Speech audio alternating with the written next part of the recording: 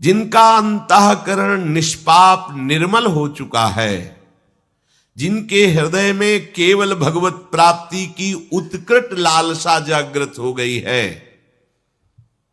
ऐसा साधन संपन्न उपासक परमात्म तत्व में प्रवेश पाता है। अध्यात्म मार्ग की ऊंचाई पर वो स्थित हो जाता है। यदि छंतु ब्रह्मचर्यम चरंती, जिनकी इच्छा एकमात्र भगवत प्राप्ति की है, यदि छंतो, तो उनको क्या करना होगा? ब्रह्मचर्यम चरंती, ब्रह्मचर्य का पालन करना होगा। प्रत्येक इंद्रियों का निर्विषय हो जाना वास्तविक ब्रह्मचर्य है। केवल जनेंद्रिय से ही ब्रह्मचर्य को नहीं लेते। हमारी प्रत्येक इंद्रिय भोगों से रहित होकर भगवत अनुराग में, नेत्र प्रभु को देखना चाहते हैं, त्वगेंद्री प्रभु को स्पर्श करना चाहती है, घ्राणेंद्री प्रभु के श्री अंग की गंध पाना चाहती है, श्रवणेंद्री प्रभु के वचन सुनना चाहती है। एक एक इंद्रिय अपने प्रभु में लग गई, अंतर्मुख हो गई, बाहर विषयों का त्याग हो गया। इसे ब्रह्मचर्य कहते हैं। पर प्रारंभिक ब्रह्मचर्य में जनेंद्रिय का ब्रह्मचर्य अत्यंत आवश्यक है। यदि जनेंद्रिय जन्य व्यभिचार दोष से युक्त है तो कदापि उसे भगवत प्राप्ति नहीं हो सकती। शुभ गति व्यभिचारी शुभ गति चाहे असंभव। और भगवत मार्ग में सबसे बड़ा दुश्मन यही व्यभिचार दोष है, काम। इसी से हमारा हृदय मलिन होता रहता है। अंधा बटे और पड़ा चबाए वाली दशा रहती। कहते हमें 50 वर्ष हो गए। अरे 50 जन्म हो जाए, तुम व्यभिचार करो, गंदी बातें करो, गंदे चिंतन करो, सो समय व्यतीत करें। अनंत जन्म व्यतीत हो गए, भगवत प्राप्ति हुई क्या? 50 वर्ष से भगवत प्राप्ति हो जाएगी क्या? 5 मिनट काफी है भगवत प्राप्ति में। एक बार नाम काफी है। वो स्थिति तो लाओ। बार बार बहिर्मुख वृत्तियों के द्वारा विषयों में सुख बुद्धि कर लेने से हमारा सारा का सारा अध्यात्म चिंतन बदलता रहता है। इसलिए लाभ नहीं मिल पाता, एक रस चिंतन नहीं रह पाता। बार बार विक्षेपी विषय करते रहते हो, हम सहते रहते हैं और भोगते रहते हैं। एक बार तो हिम्मत करके उठो। अब लो नशानी अब ना नशई हो। एक बार तो दृढ़ बनो। बस मन के अनुकूल चलने की बात को तुम्हें रोकना होगा। तभी तुम्हारे अंदर यदि क्षमतो, ऐसी इच्छा जागृत होगी। पक्का पक्का ऐसा ही है। जब हम किसी विषय के वेग को सहते हैं, विषय नहीं भोगते हैं, तो मन बहुत जलाता है।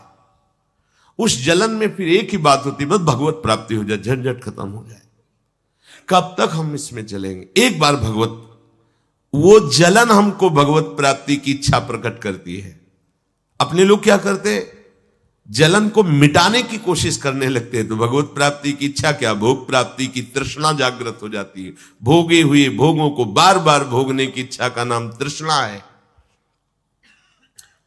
बाहर और भीतर से कोई सहयोगी नहीं, जल रहा है उपासक, तब रास्ता निकलता है भगवत प्राप्ति का, तब इच्छा प्रकट होती। अब नहीं, बहुत जल लिया, अब तो केवल प्रियाजू के समीप जाना है, अब तो प्रभु के सानिध्य में रहना है, नहीं इन भोगों की जलन में जलना है।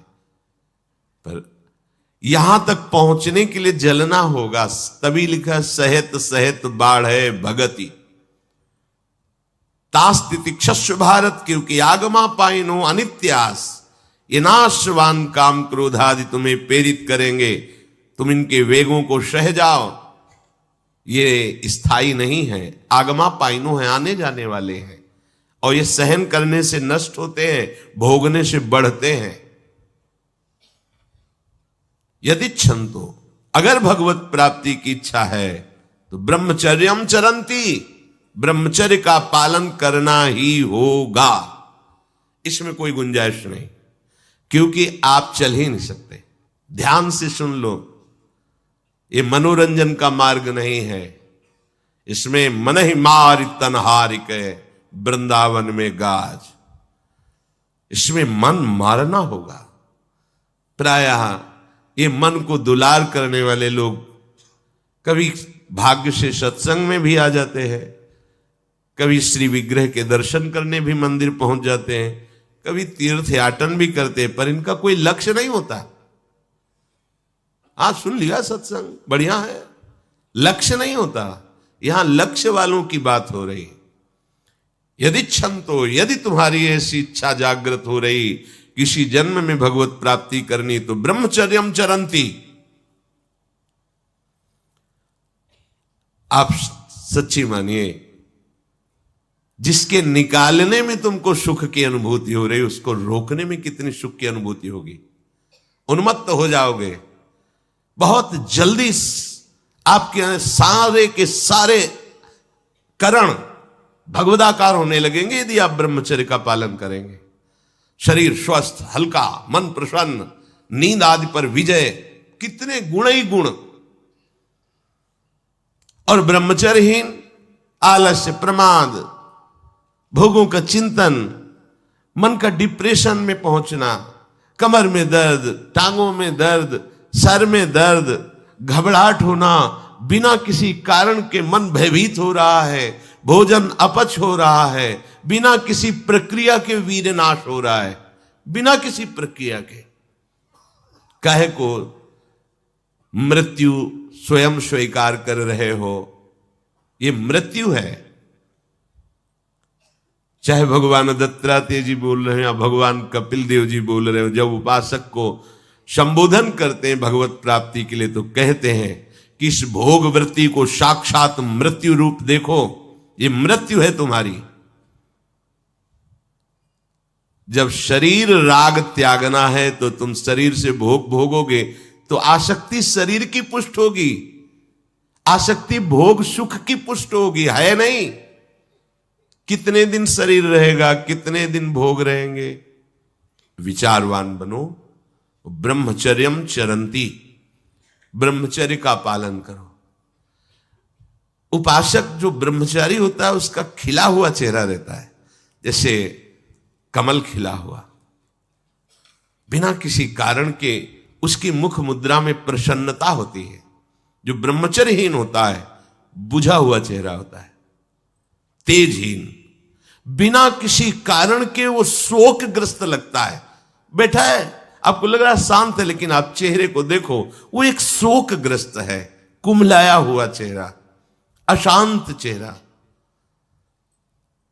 मुख प्रसन्न, तन तेज विराजा, यह है ब्रह्मचर्यम चरंती, भगवत आराधन संपन्न उपासक का।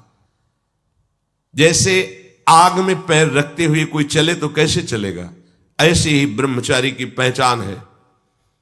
इतनी स्फूर्ति उसके अंदर होती, जैसे आग में चलने वाला पूरा पैर नहीं रख पाएगा, अगला कदम रख देगा क्योंकि ताप लग रहा है, ऐसे उसकी स्फूर्ति होती पैरों में।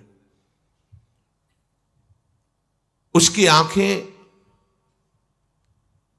एकाग्र रहती है, चंचलता इधर उधर या बार बार झपकना, यह विषयी पुरुष का लक्षण है। बार बार पलक झपकना, यह विषयी पुरुष का लक्षण है। इधर उधर ताक झांक, चंचलता, ऐसा बैठे तिनका तोड़ रहा है, पैर हिला, यह सब विषयी पुरुष के लक्षण है। यह तो बिल्कुल साधारण स्पष्ट दिखाई देता है आदमी विषयी है या ब्रह्मचारी, एक सेकंड में लक्षण होते हैं। आपको जब भगवत मार्ग का अवसर मिला है तो गृहस्थ हो, संतान हो गई, ब्रह्मचर्य से रहो। नहीं चाहिए संतान तो भ्रूण हत्या, गर्भ हत्या जैसे महापाप करने की क्या जरूरत है। उसी वीर से संतान उत्पन्न होती है जिसको आप नष्ट कर रहे हो, जिसको आप ऐसे पानी में बहा रहे हो, व्यर्थ फेंक रहे हो, तो उसको भ्रूण हत्या का पाप लग रहा है, तो तुमको पुण्य लग रहा है, वीरपात कर रहे हो तुम्हें भी वही हत्या लग रही है, क्योंकि उसमें वही जीवात्मा है जो मां के गर्भ में जाके बालक रूप धारण कर लेती है, उसको तुम नष्ट कर रहे हो। पर बुद्धि भ्रष्ट हो गई है, समझ में नहीं आता, व्यर्थ में वीरपात करते हो, व्यर्थ में। तुम्हारा भजन बनेगा, तुम अध्यात्म के योगी बनोगे, मजाक है अध्यात्म का मार्ग। होश में हो जाओ, ये मन के दुलार को बंद करो। जब तक इच्छा ही नहीं भगवत प्राप्ति की, तो फिर तुम कैसे भगवत प्राप्ति कर पाओगे? भगवत प्राप्ति की इच्छा कैसे होगी जब तुम्हारी इस तरह से निंदनीय वृत्तियां हैं? इंद्रियों को दुलार कर रहे हो, मन को दुलार कर रहे हो, भगवत प्राप्ति चाहते हो, आचरण नीच और चाहते हो उच्च पदवी। सावधान हो जाओ। यदि क्षंतो ब्रह्मचर्यम चरंत, ब्रह्मचर्य बहुत बहुत आवश्यक है, सबके लिए आवश्यक है, स्त्री पुरुष सबके लिए आवश्यक है। आप उसको केवल भगवत प्राप्ति से ही मत समझिए। अरे जीना है तो ब्रह्मचर्य की आवश्यकता है, स्वस्थता की आवश्यकता है, प्रसन्नता की आवश्यकता नहीं। मरा हुआ जीवन, रोज सुबह शाम निकल रही, रोज जीवन जा रहा है, किस काम का जीवन? गया, गई रात्रि, गई दिन, गया समय जा रहा है। तुम्हारा उद्देश्य क्या है? तुम्हारे हाथ क्या लग रहा है? क्या प्राप्त कर रहे हो? विचार ही नहीं रह गए, विवेक ही नहीं रहे, पशुवत बस ऊपर चमड़ी में सुंदरता का लेप करके और मलमूत्रों के भांड में प्रियता करके पूरा जन्म नष्ट कर देना। कैसी धिक्कारमयी बुद्धि हमारी है। जहां हमें मुक्त होना चाहिए वहां मांग क्या रहे?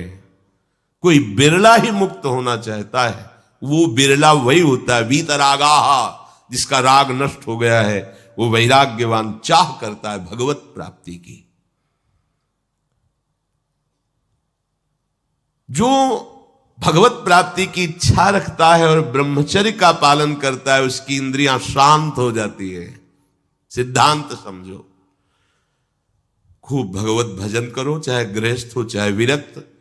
संतान उत्पत्ति की आवश्यकता है तो ब्रह्मचर्य नष्ट करो, नहीं तो गृहस्थ में भी ब्रह्मचर्य रहा जा सकता है। हर समय थोड़ी तुम्हारे अंदर विकार रहता है। बहुत सात्विक गृहस्थ हमने दर्शन की, बहुत सात्विक। पर अब तो ऐसा देखना सुनना बोलना खाना पीना हो गया है कि ब्रह्मचर्य तो एक स्वप्न जैसी बात है, कोई इसे धारण ही नहीं करना चाहता। उसका कुपरिणाम सब भोग रहे हैं, सब भोग रहे हैं। नई अवस्था है, पता नहीं चलता है कि इसका जीवन का क्या उद्देश्य है, जीवन क्या है, समझ में नहीं आ रहा। मतलब कोई बाहरी संसारी हो तो चलो, बेचारे को मार्ग नहीं पता है, रोज सत्संग सुनते हैं, उनको यह पता नहीं कि मेरा उद्देश्य क्या है। अभी तक कैसे यही समझ में नहीं आता, उद्देश्य क्या है तुम्हारा? भोग उद्देश्य है तो नाटक क्यों कर रहे हो? जाओ मरो जाके भोगों में। अगर योग उद्देश्य है तो फिर चूक क्यों कर रहे हो? आगे बढ़ो। संपूर्ण इंद्रियां शांत हो जाती उसकी जिसके अंदर भगवत प्राप्ति की इच्छा और ब्रह्मचर्य पालन। शब्द याद करो, ये शास्त्र है। यही तो हम चाहते हैं, इंद्रियां शांत हो जाए, यही चाहते हैं हम। भोग नहीं चाहते हम सब। हमारी इंद्रियों में जब वेग आता है तो हम परेशान हो जाते हैं, ये कैसे शांत होंगी? तो पूर्वाभ्यास रहा है, यही रास्ता रहा है कि जब वेग आवे तो इंद्रियों से भोग करो तो शांति मिल जाएगी, ऐसा। और ये उल्टा है, त्यागात शांतिरंतरम। भोग का वेग आए, सह जाओ तो शांत हो जाओ। पर उल्टा बात हमारी बुद्धि सिखाती है कि भोगों को भोगो तो शांति मिल जाएगी। और भगवान कह रहे, जिन्होंने रचना रची इंद्रियों की और भोगों की भी, वो कह रहे त्यागात शांतिरंतरम। तुम उनका त्याग कर दो तो शांति को प्राप्त हो जाओगे। चाहते हम शांति ही है, पर हमारी दुर्दशा है। एक आदमी गंगा के किनारे शांत बैठा, गंगा की तरंगों में आनंद ले रहा था। उसका मित्र आया, ओ वो कैसे बैठे हो? शांत बैठे। अरे नहीं भाई, कुछ करना चाहिए। वो चुप है। बोलो ना, कुछ करना चाहिए। करने से क्या होगा? कुछ करोगे तो पैसा मिलेगा। पैसे से क्या करेंगे? भोग सामग्री लेंगे। भोग सामग्री से क्या करेंगे? भोगेंगे। भोगने से क्या होगा? शांत हो जाएंगे। बोले तुम्हारी गलत बात है, भोगों से शांति तो प्राप्त नहीं होती। मैं अभी शांत बैठा हूं और तुम मुझे अशांति की प्रेरणा दे रहे हो कि कुछ करो, धन मिलेगा, उससे भोग मिलेगा और भोग के बाद शांति मिलेगी। ऐसा कभी हो ही नहीं सकता। भोगों के भोगने से अशांति और तृष्णा पैदा होती है। बस ऐसा ही मेरा मित्र मन है, ये सिखाता है, यही सिखाता है। हम शांत बैठना चाहते हैं, ये मुझे अशांति के मार्ग में लेकर शांति दिखा रहा है। संभालो संभालो, सबसे चूक हो सकती है, चूक को संभाल ले वही साधक है। अगर चूक ना हो तो साधक थोड़ी हो, तो सिद्ध है। साधक का शब्द ही है कि वो साधना कर रहा है, उससे चूक हो सकती है, पर वो चूक पुनरावृत्ति में नहीं आनी चाहिए। एक बार चूक हो गई, संभाल लिया। भगवान उस चूक को चूक ही नहीं मानते हैं जो संभाल ली जाए। जो बार बार पुनरावृत्ति की जाती है वो अपराध है, वो दंड है, उसको भोगना पड़ेगा। कोई और दंड नहीं देगा, वही क्रिया, वही चेष्टा तुम्हें जला देगी, तुम्हें अशांत कर देगी। एक क्षण की चेष्टा पूरे जीवन भर के लिए तुम्हें जलन पैदा कर सकती, पूरे जीवन। एक चेष्टा तुम्हें विमुख कर सकती है, पूरा जीवन बर्बाद कर सकती है। तत्ते पदम संग्रहेण प्रवक्षे, ये समस्त साधनों का आखिरी फल है। जब कोई भगवत प्राप्ति की इच्छा करके ब्रह्मचर्य, ये बहुत खास बात है, बैठा लीजिए आप सब। ब्रह्मचर्य की अत्यंत आवश्यकता है। बिना ब्रह्मचर्य के अध्यात्म की चढ़ाई पर नहीं चढ़ सकते हैं। आपको परेशानी इसलिए होती कि आप उसी का चिंतन करते हैं। चिंतन छोड़ दीजिए, अभ्यास के द्वारा ऐसा चिंतन कीजिए। ऊपर प्रभु ने वर्णन किया, अभ्यास योग युक्तेन चेतसा नान्यगामिना। अपने चित्त को प्रभु के नाम रूप में लगाइए। भोगों का चिंतन ही ना हो तो कोई परेशानी नहीं भोग त्यागने में। भोग त्यागने में इसलिए परेशानी है कि हमारा भोग चिंतन मुझे चैन से नहीं रहने देता। अंदर से देखिए, कोई भी भोग क्रिया होने के पहले उस भोग में तदात्म होता है और चिंतन होता है। क्रिया बाद में होती है, सब कार्य पहले हो जाता है चिंतन के द्वारा। अब चिंतन के द्वारा उससे जो सुखानुभूति हो रही, अब वो क्रिया में सुखानुभूति प्राप्त करना चाहता, वो है नहीं। फिर क्रिया के बाद फिर चिंतन, फिर क्रिया, फिर चिंतन, दुर्गति को प्राप्त हो जाता है। चिंतन बदल गया, फिर क्रियाओं का कोई महत्व ही नहीं रह गया, भोगों का कोई अस्तित्व ही नहीं रह गया। जिसका अखंड चिंतन चलता है, कोई भी विषय उस पर अपना प्रभाव नहीं डाल सकता, सब इंद्रियां शांत हो जाती हैं। अब उससे प्राप्त हुआ जो आखिरी फल है साधना का, भगवान कह रहे ये आखिरी फल है। पदम संग्रहेण प्रवक्षये, वो उस परम पद में प्रवेश कर जाता है। परम पद में अच्छी तरह से उसका प्रवेश हो जाता है, अर्थात फिर कभी नहीं लौटता है। उसे परम पद कहते हैं।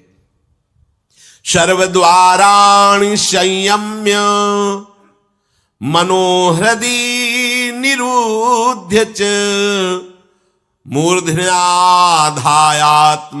प्राण मास्थितो योग धारणम ओमित्येकाक्षरम ब्रह्म व्याहरन् मामनुस्मरन् यह प्रयाति त्यजन देहम सयाति परमाम गतिम। श्री भगवान कह रहे, जब वो ब्रह्मचर्य से भगवत प्राप्ति की इच्छा करके चित्त से निरंतर मेरा चिंतन करता है तो इंद्रियां शांत हो जाती हैं। इंद्रियों के संपूर्ण द्वारों को रोक दिया। आंखें खुली हैं या बंद, केवल नाम दिखाई दे रहा है या मंत्र दिखाई दे रहा है, या मंत्र अधिष्ठात्र देवता श्यामा श्याम दिखाई दे रहे हैं। ये आंख बंद करके ध्यान लगाना कमजोरी है, क्योंकि अभी उसे बाहर कुछ और और अंदर कुछ और। इसलिए जब बाहर भीतर एक बात हो जाती है तो आंख खुली रहे तो भी नहीं दिखाई दे रहा और कुछ, और आंख बंद रहे तो कोई समस्या नहीं। खुली और बंद केवल पलकों का भेद है। अंतर के चिंतन का चिंतनीय तत्व उसकी दृष्टि के सामने होता है। इंद्रियों के संपूर्ण द्वारों को रोक लिया, बड़ा कठिन है, देख लो, बहुत कठिन है। फिर मन को हृदय में निरुद्ध कर दिया। हृदय के सिवा मन जा ही नहीं, कोई वस्तु व्यक्ति स्थान का कोई चिंतन नहीं, मन अमना। प्राणों को सूक्ष्म करके मस्तक पर चढ़ा लिया, इसे योग धारणा कहते हैं। और फिर उस समय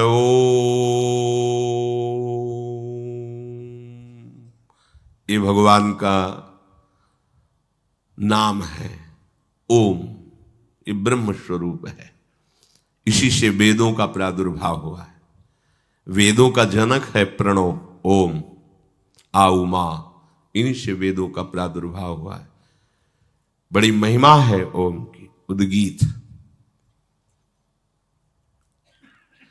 एक अक्षर ब्रह्म का मानसिक चिंतन करते हुए माम अनुस्मर, मेरा स्मरण करते हुए वो जब शरीर छोड़ता है तो सीधे परम गति को प्राप्त होता है। आप घबरा जाएंगे नहीं? घबरा जाएंगे ना ये बात सुन के? समस्त इंद्रियों को रोककर, मन को हृदय में निरुद्ध करके, प्राणों को इतना सूक्ष्म कर लिया है कि ब्रह्मरंध में स्थापित कर दिया, और ओम उच्चारण करते ब्रह्मरंध फटा, परम गति को प्राप्त हुआ। ये है शुद्ध परम योगी की गति। इसलिए महाप्रभु हरिवंश चंद्र जो बिल्कुल सरल बात कह रहे हैं और उसके साथ साक्षी भी दे रहे हैं कि ये मैं ही नहीं कह रहा हूं, ये बड़े बड़े महापुरुष कह रहे हैं। आरती मदन गोपाल की कीजिए, देव ऋषि व्यास सुखदास सब कहत निज, क्यों न बिनु कष्ट, क्यों न बिनु कष्ट रस सिंधु को पीजिए। आरती मदन गोपाल की कीजिए, आरती मदन गोपाल की कीजिए। हरिवंश महाप्रभु कह बड़ा एक कष्ट का मार्ग है, चूक हो गई तो परम गति नहीं मिलेगी, लेकिन हम तुम्हें हंसते खेलते परम गति का मार्ग बता रहे हैं। हित सजनी जो परम कृपाल है। मदन गोपाल को अपने घर का ठाकुर मान लो। पद्मासन लगा के, प्राणों को सूक्ष्म करके, इंद्रियों को निर्विषय करके, मनोनिग्रह करके, प्रणों का चिंतन करते हुए, योग बल से प्राणों को मस्तक पर धारण करके, ब्रह्मरंध का भेदन करके परम गति को, वो परम गति बहुत हल्की होगी जो यहां मिलेगा। इस परम गति को प्राप्त महापुरुष भी महारानी जी के निकुंज में झांक भी नहीं सकते, नहीं झांक सकते। बहुत दुर्लभ रस है ये। क्या करो? बिल्कुल क्यों न बिन कष्ट रस सिंधु को पीजिए। परम गति यही तो है लालजू महाराज, और कौन है? यही परम पद है।